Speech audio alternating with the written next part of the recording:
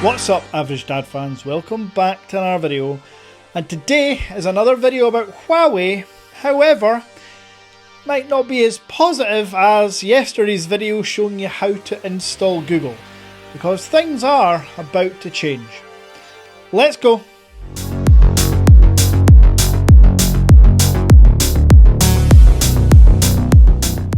Now, first of all, I want to say a massive thank you to the 5,000 or 6,000 of you that have watched the video already, posted just yesterday. Hopefully that video helped you in installing Micro G on your device. As I say, between 5 and 10 minutes to do, but once you've done it, it's totally worth it.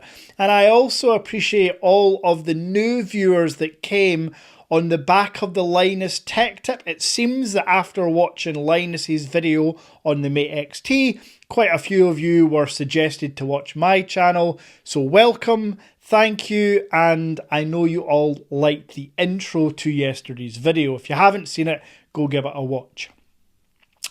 However, today's video is about Huawei and how the future might not be so bright.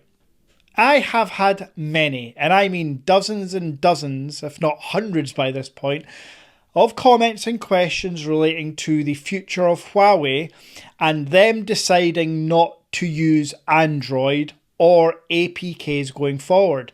I've seen all the articles, the WhatsApp group chat, which again you can join for as little as $5 a month through Buy Me a Coffee. It has been strewn with articles and debates and chat back and forward over the past couple of months about this. And in the back of my head, I've always thought, follow the money. Why would Huawei remove the ability for us in the US, Europe and UK to install apps that are absolutely vital to 99.9% of us using a Huawei device?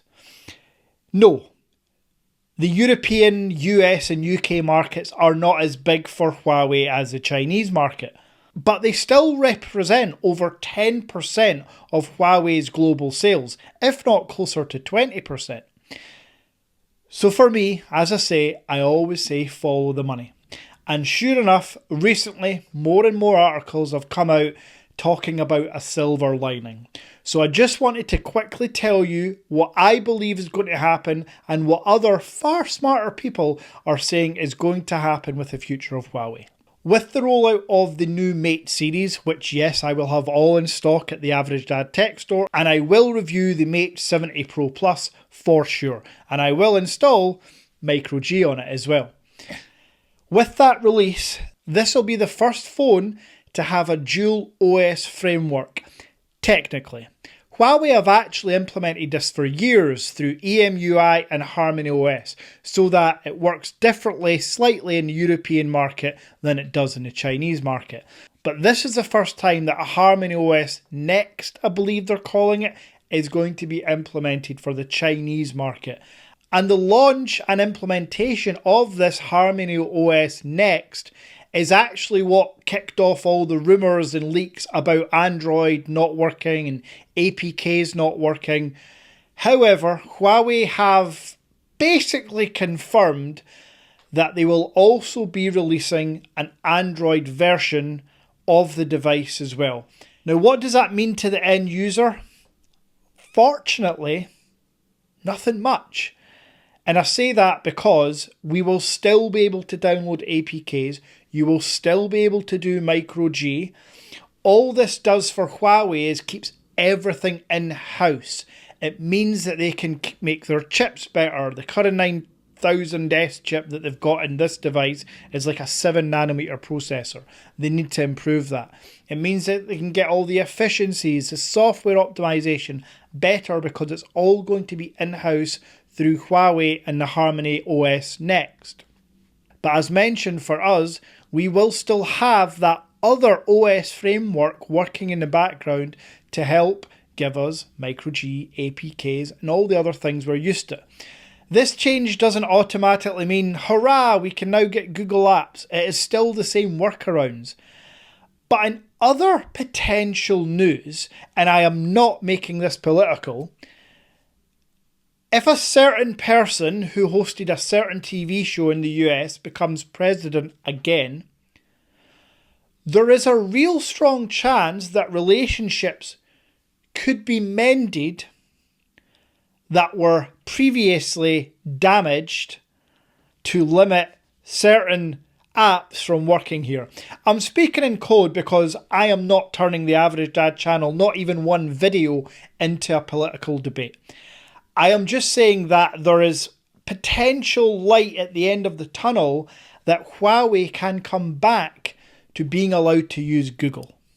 How that works and how we get there is up to the US public, I guess, and many other moving wheels, but we could still get there. So that's basically my update. For those that are worried about buying a Huawei device now or in the future, because you will have absolutely no way of getting micro G or APKs, please don't worry. I am basically 100% confident, along with, again, much smarter people than me, that that won't be the case. And as I mentioned at the start of the video, follow the money.